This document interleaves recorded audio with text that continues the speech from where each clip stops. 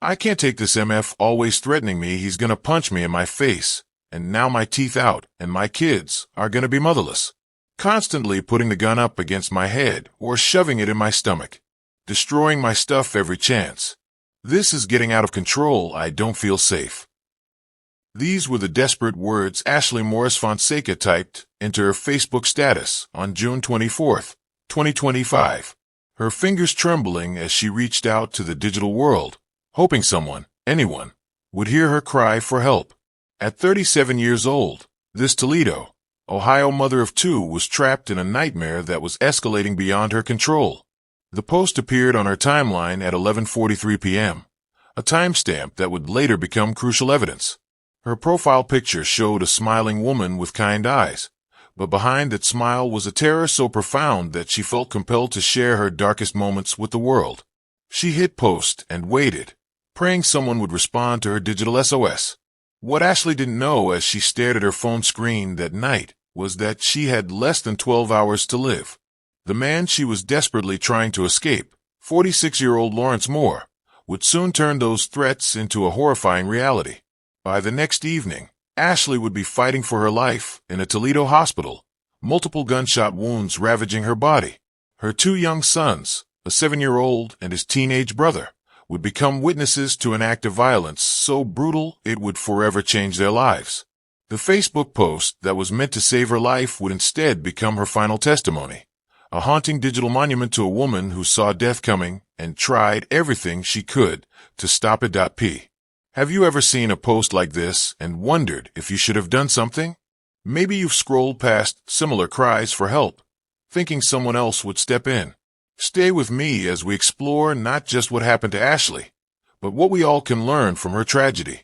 Ashley Morris Fonseca was far more than the victim of a tragic headline. She was a devoted mother who had already survived more heartbreak than most people endure in a lifetime. When she was just a child, her own mother, Vivian Morris, was killed in a domestic violence attack in 1998. Despite carrying this profound trauma, Ashley fought to build a different life for herself and her sons, DeAndre Woodson and D'Angelo Hudson. She was a survivor who refused to let her past define her future. But sometimes, no matter how hard we fight, the shadows of our history find ways to catch up with us. 1998 was the year that changed everything for young Ashley Morris. She was just a child when the unthinkable happened. Her mother, Vivian Morris, became another statistic in America's domestic violence epidemic. Vivian's life was cut short by an intimate partner, leaving Ashley to navigate a world suddenly devoid of the woman who had been her anchor. The trauma of losing her mother in such a violent way carved deep wounds into Ashley's developing psyche. She watched as investigators came and went, as family members whispered in hushed tones, as her normal childhood evaporated overnight. The little girl who once felt safe in her mother's arms now understood that love could be dangerous, that the people closest to you could also be the ones who hurt you most. Growing up in Toledo without Vivian meant Ashley had to mature faster than any child should. She learned to be strong when she wanted to be vulnerable, to smile when she wanted to cry. The loss created a void that would follow her into adulthood, a desperate need for love and security, coupled with an intimate knowledge of how quickly both could be taken away. As Ashley grew into womanhood, she made a conscious decision that her story would be different. She refused to let her mother's tragic death define the rest of her life or the lives of her future children. When she became pregnant with her first son, DeAndre Woodson, Ashley promised herself that she would break the cycle of violence that had claimed her mother. She poured all her love and energy into being the mother she wished she could have had longer. When her second son, D'Angelo Hudson, arrived, Ashley's determination only grew stronger. Friends and family members often remarked on her devotion to her boys, how she would work multiple jobs to provide for them, how she never missed a school event, how she made sure they felt loved and secure. Ashley wanted her sons to grow up knowing that home was a safe place, that love didn't come with bruises or threats. She read them bedtime stories, helped with homework, and created the stable environment she had lost so young. Every hug she gave them, every "I love you" she whispered, was her way of rewriting the narrative that domestic violence had written for her family. Despite Ashley's best intentions, The scars from her childhood began to influence her adult relationships in ways she didn't fully understand. Like many survivors of trauma, she found herself drawn to partners who seemed strong and protective at first, but often revealed controlling tendencies as time went on. Ashley's friends noticed a pattern. She would enter relationships with hope and optimism, believing she had found the stability she craved. But too often, these relationships would become sources of stress rather than comfort. She seemed to attract men who initially appeared to offer the security she desperately sought, only to discover they came with their own darkness.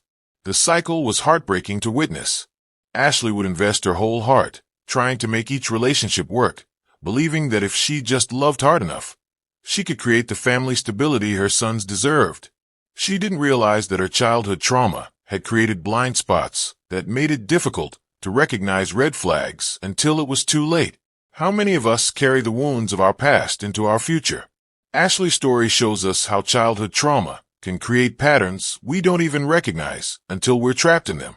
Maybe you've seen this in your own life, or in someone you love. The way we sometimes repeat the very cycles we swore we'd break. If Ashley's struggle resonates with you, let me know in the comments below. Have you ever found yourself in situations that reminded you of painful memories from your past? Your story could help someone else recognize their own patterns and find the strength to break free. When Ashley first met Lawrence Moore, she thought her prayers had finally been answered. At 46 years old, Lawrence seemed mature and stable, exactly what a single mother of two needed in her life. He was charming during their early encounters, showing interest in her sons and appearing to understand the challenges she faced as a parent. Lawrence presented himself as someone who could provide the security Ashley had been searching for her entire adult life. He spoke about wanting to build a family, about being the kind of man who would protect and cherish the woman he loved. For Ashley, who had spent years trying to create stability for her children, these words felt like a lifeline. In those first few months, Lawrence seemed to be everything Ashley had hoped for. He was attentive, affectionate, and appeared genuinely invested in becoming part of her family. Ashley allowed herself to believe that maybe, just maybe, she had found the partner who would help her create the safe, loving home she had always dreamed of giving her sons. Hello, I'm Jeff Smith.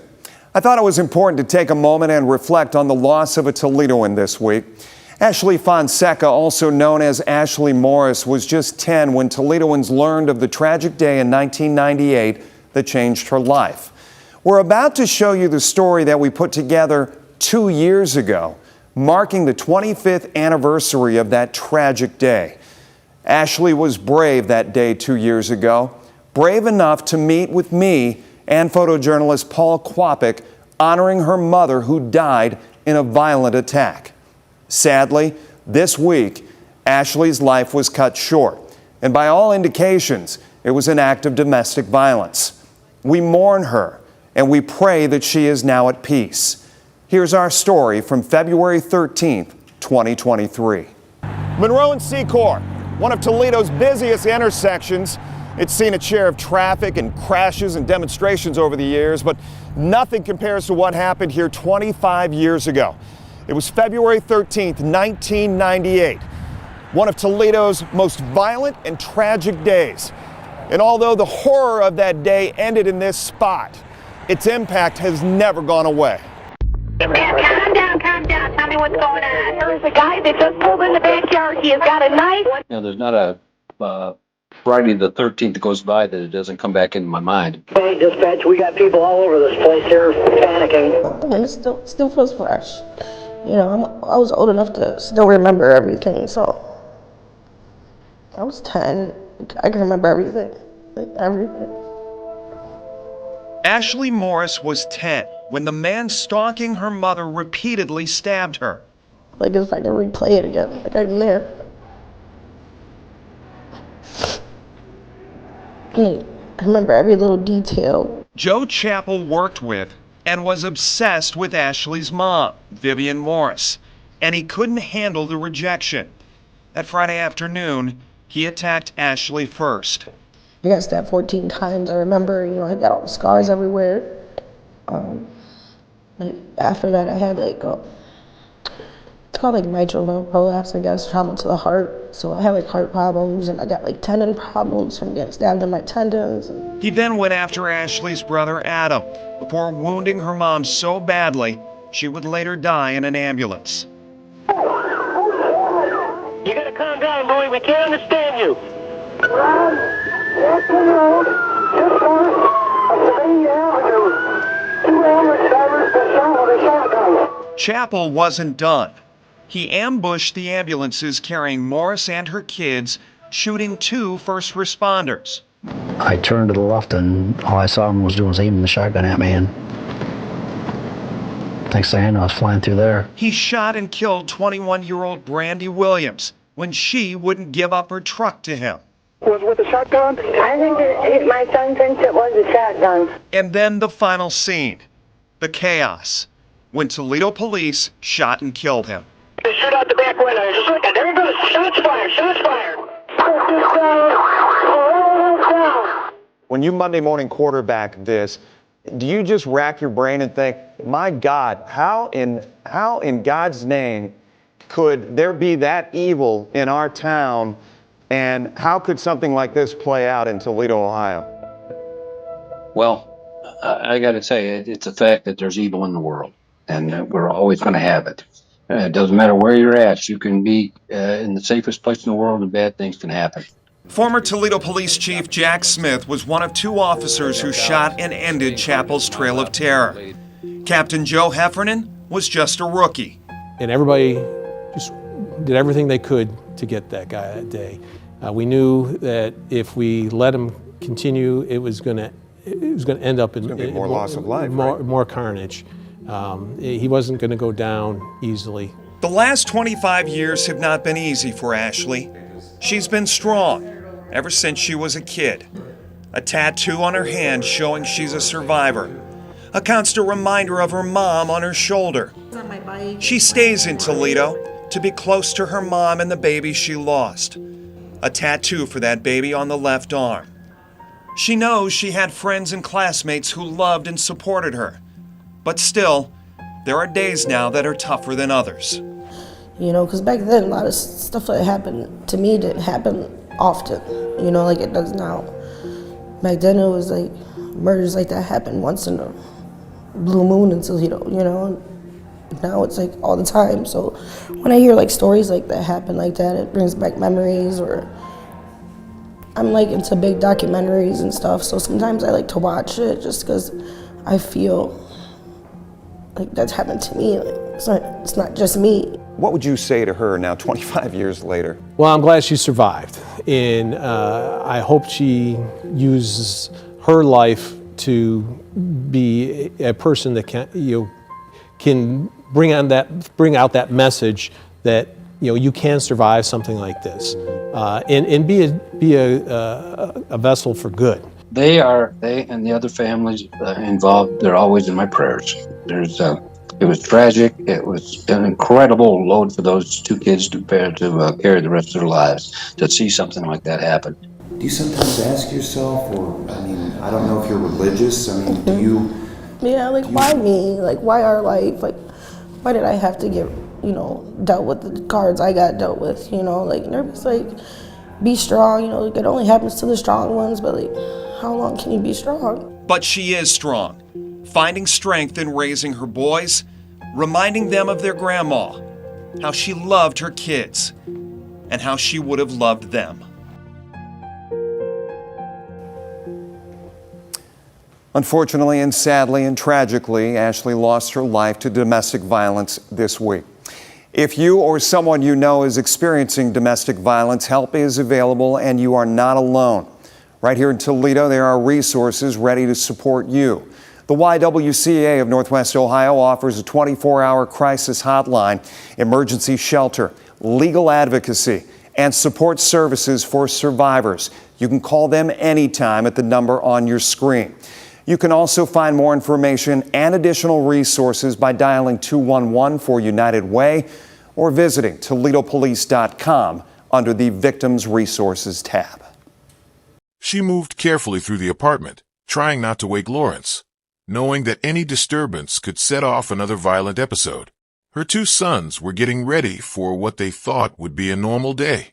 The 7-year-old was likely focused on typical childhood concerns, while his teenage brother may have been more aware of the tension that had become a constant presence in their home.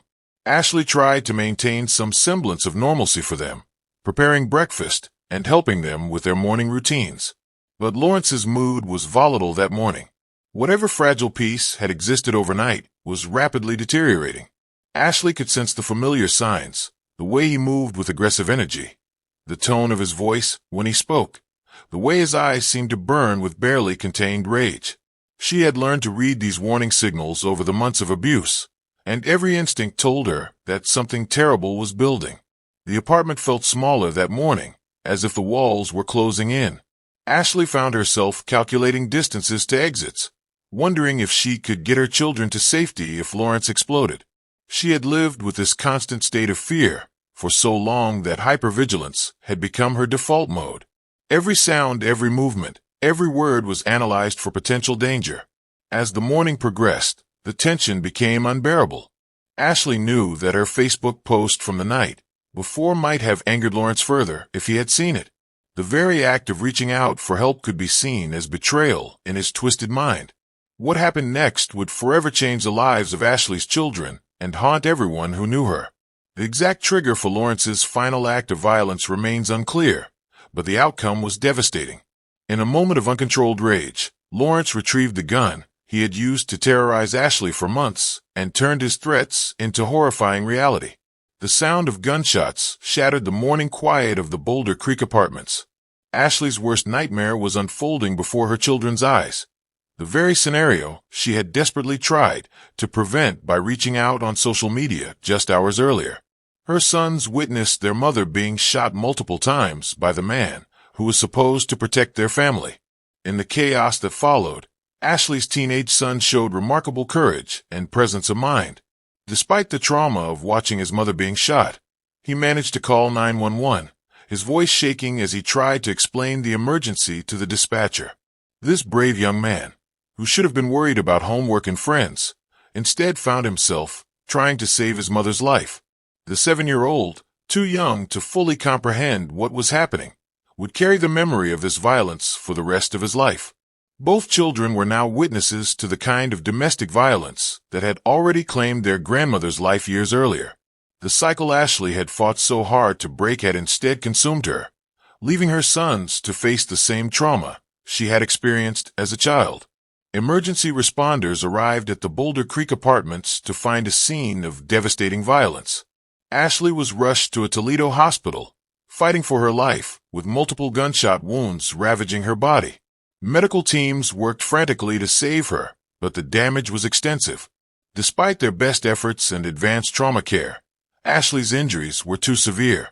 Lawrence Moore had turned the gun on himself after shooting Ashley, ending his own life at the scene. The murder-suicide was complete, leaving behind 2 traumatized children and a community struggling to understand how such preventable violence could occur. The weapon that had been used to terrorize Ashley for months had finally claimed both their lives. Ashley held on through the night, perhaps fighting to stay alive for her sons, who needed her so desperately. But on June 26, 2025, just one day after the shooting, Ashley Morris Fonseca succumbed to her injuries. The Lucas County Coroner's Office would later rule her death a homicide caused by multiple gunshot wounds. In her final act of generosity, Ashley's organs were donated to help save other lives. Even in death, she continued to give of herself, providing hope to families facing their own medical crises. It was a fitting tribute to a woman who had spent her life trying to protect and care for others, even when she couldn't protect herself. Ashley was 37 years old when she died, the same age her mother Vivian had been when domestic violence claimed her life. DeAndre Woodson and D'Angelo Hudson, Ashley's beloved sons, became the most tragic casualties of Lawrence Moore's violence. In a single morning, these young boys lost not only their mother, but also their sense of safety and security in the world. The 7-year-old, barely old enough to understand the concept of death, now had to process the reality that the person who loved him most was gone forever. His teenage brother faced an even more complex trauma. At an age when most teens worry about school and friendships, he was forced to become the family's hero by calling 911. The weight of that responsibility, combined with the horror of witnessing his mother's murder, created psychological wounds that would require years of healing.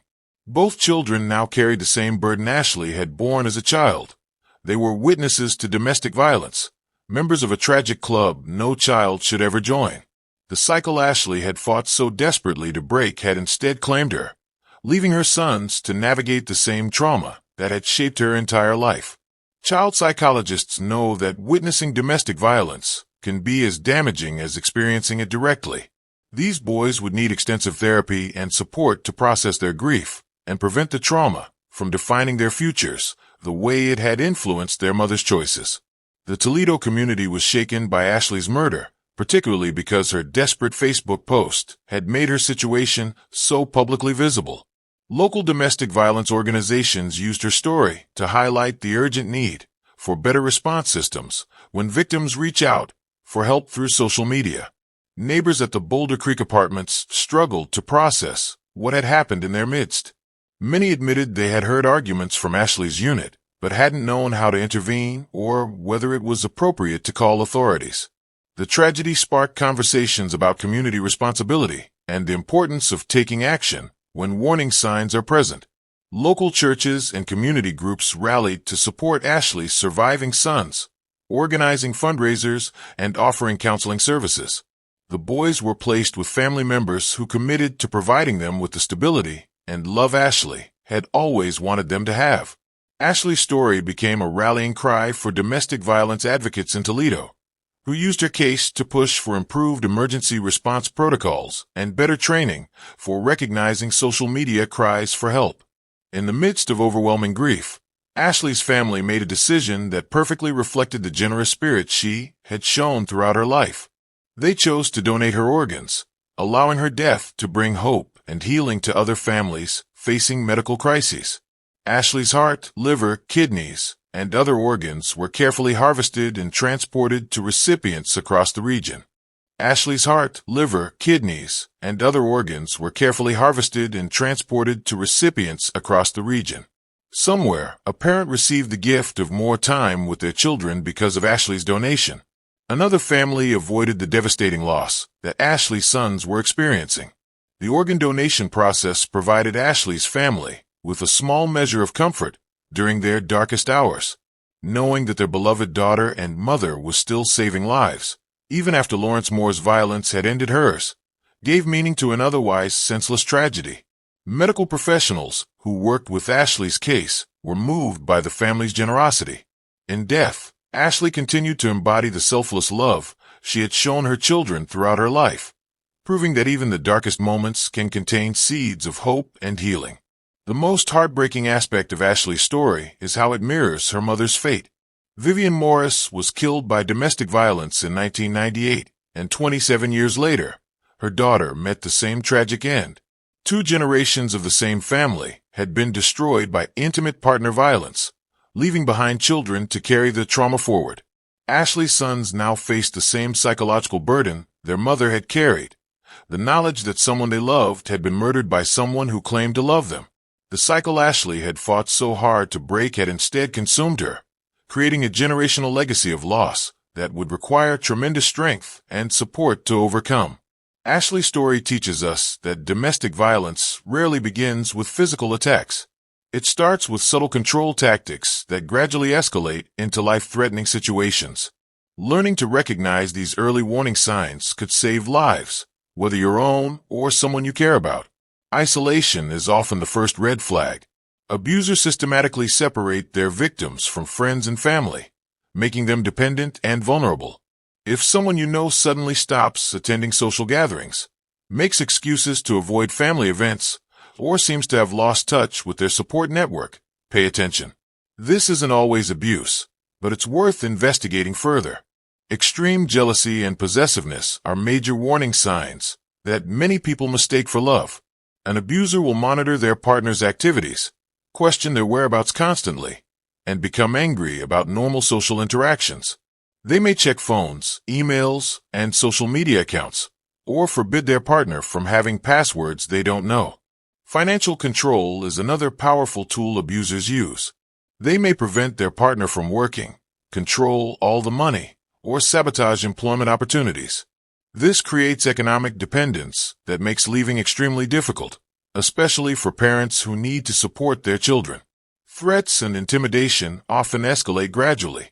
What starts as verbal abuse and threats may progress to destroying property, harming pets, or displaying weapons. Ashley's Facebook post revealed that Lawrence had been putting guns to her head and stomach, clear indicators that the situation had reached a lethal level. Physical violence doesn't always leave visible marks. Abusers often target areas of the body that clothing will cover, or they may use tactics like choking that don't leave lasting bruises, but can be fatal. Any unwanted physical contact, no matter how minor it seems, should be taken seriously as a warning sign of escalating violence. Ashley's final Facebook post demonstrates how social media has become a modern lifeline for domestic violence victims. When traditional support systems have been destroyed by an abuser's isolation tactics, online platforms may be the only way victims can reach out for help. Learning to recognize these digital cries for help is crucial. Posts that mention threats, fear, or feeling unsafe should always be taken seriously, even if they seem dramatic or attention-seeking. Victims often minimize their situations or use coded language because they fear their abuser might see their posts. When you encounter a concerning social media post, don't just scroll past or assume someone else will help. Take screenshots to preserve evidence, then reach out directly through private messages or phone calls. Ask specific questions about their safety and offer concrete assistance rather than general support. If someone posts about immediate danger, don't hesitate to contact local authorities for a welfare check. Many people worry about overstepping boundaries, but it's better to err on the side of caution when someone's life might be at stake. Police can perform wellness checks without revealing who requested them. Remember that abusers often monitor their victims' social media activity. If you're concerned about someone's safety, consider reaching out through channels their abuser might not monitor, such as work email or through mutual friends who can check on them discreetly. Ashley's tragedy shows us that domestic violence is not a private matter. It's a community crisis that requires collective action. Every person who knew Ashley had opportunities to intervene, and their inaction contributed to the tragic outcome. We must do better. Neighbors play a crucial role in domestic violence prevention. If you hear frequent arguing, sounds of violence, or crying from a nearby home, don't ignore it. Document what you observe and report it to authorities. Many domestic violence murders could be prevented if neighbors took action instead of assuming it's none of their business. Friends and family members must overcome their discomfort with confronting difficult situations. If you notice warning signs in someone you care about, have direct conversations about your concerns. Offer specific help rather than general support. Provide transportation, temporary housing, or assistance with safety planning. Employers also have a responsibility to protect their workers. Domestic violence often follows victims to their workplace, putting other employees at risk.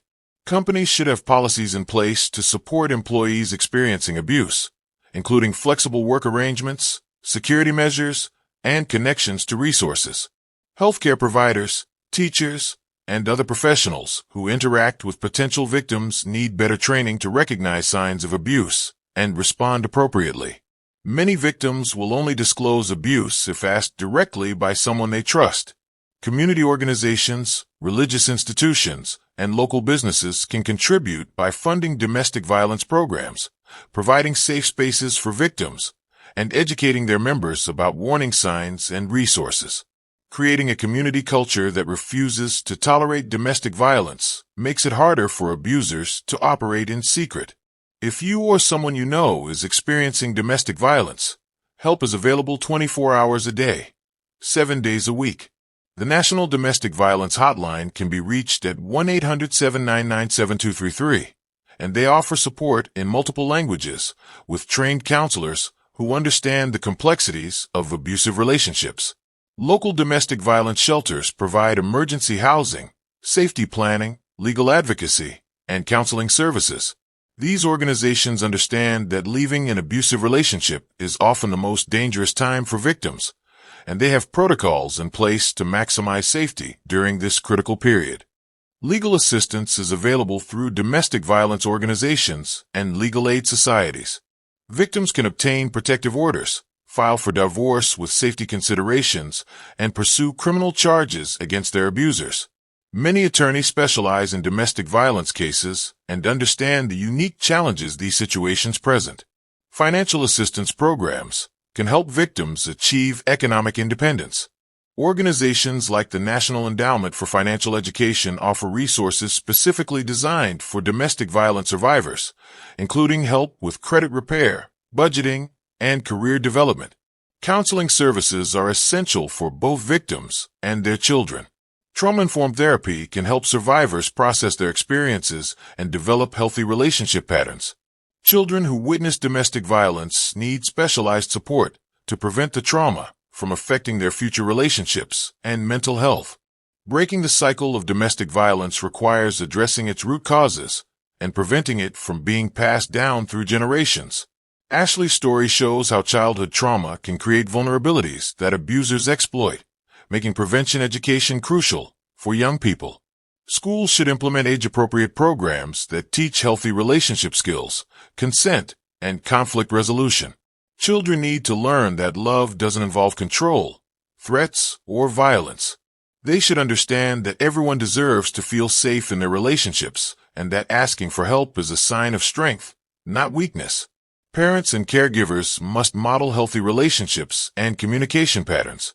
Children learn more from what they observe than what they're told, so adults need to demonstrate respect, equality, and nonviolent problem-solving in their own relationships. Community-wide prevention efforts should address the social factors that contribute to domestic violence, including gender inequality, social isolation, and the normalization of violence. Media literacy programs can help people recognize how popular culture often romanticizes controlling or possessive behavior. Mental health services need to be accessible and affordable, particularly for people who have experienced childhood trauma. Early intervention can help individuals develop healthy coping mechanisms and relationship skills before they become either victims or perpetrators of domestic violence. If Ashley's story moved you, please like, share, and subscribe to help us reach others who might need to hear this message. Your engagement helps the YouTube algorithm push this content to people who could benefit from learning about domestic violence warning signs and resources. Have you ever encountered warning signs of domestic violence in your community? Share your thoughts in the comments below. Your experience could help someone else recognize danger or find the courage to seek help.